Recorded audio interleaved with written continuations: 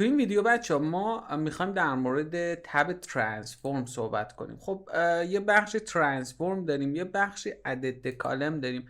خیلی از بچه ها سوال میپرسن خب چه تفاوتی بین این دوتا وجود داره و چون بیشتر ابزاری که توش دارید میبینید شبیه همدیگه است. بچه ها دقت کنید، ترانسفورم برای تغییرات رو همون ستون استفاده میشه و ادد کالم اون تغییرات رو روی یک ستون جدیدی اعمال میکنه.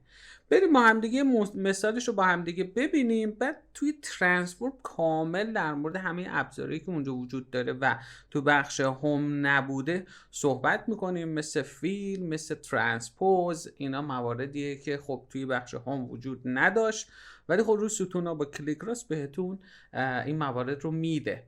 بریم با هم دیگه توی نرم افزار موضوع رو با هم ببینیم.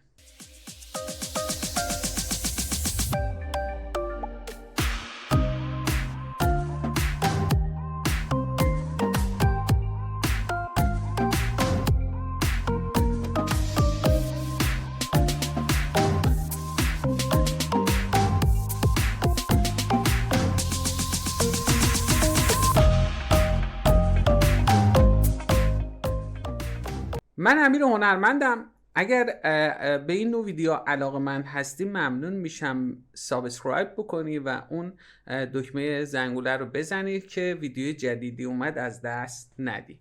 خب ببینید، من میام رو همون جدول اوردرز خودم و یه اوردر دیت دارم، زمان سفارش. اوردر دیت من یک تاریخیه.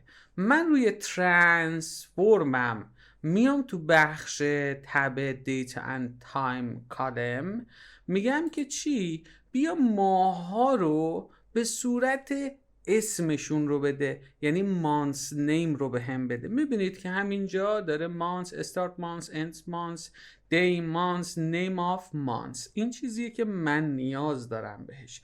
وقتی روش کلیک میکنم اینجا تو بخش اپلای استپس دارید میبینید که تغییرات اعمال کرد. نگاه کنید الان 12 ماه رو به صورت کامل به من میده. همیشه بچه یادتون باشه که لود مور رو بزنید.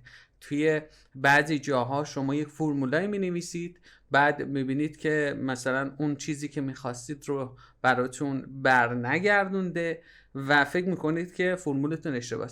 قبل از اینکه بخواید تصمیم گیری کنید حتما لود مور رو بزنید. خب 12 ماه رو داره برای من به راحتی میاره. اما چه اتفاقی افتاد؟ من ستون اوردر دیتم رو از دست دادم با این کار. میبینید توی ترانسفورم تغییرات رو خود ستون اتفاق میفته. خب من یه استپ برمیگردم عقب. خب میام روی ادد کالم، میگم از همون from date and time میام میگم چی؟ میگم months name رو به من بده. درسته؟ ببینید که year, start year, months, start months, day و name of months. روش که کلیک میکنم نگاه کنید من ستون اوردر خودم به قوت خودش سر جای خودش هست.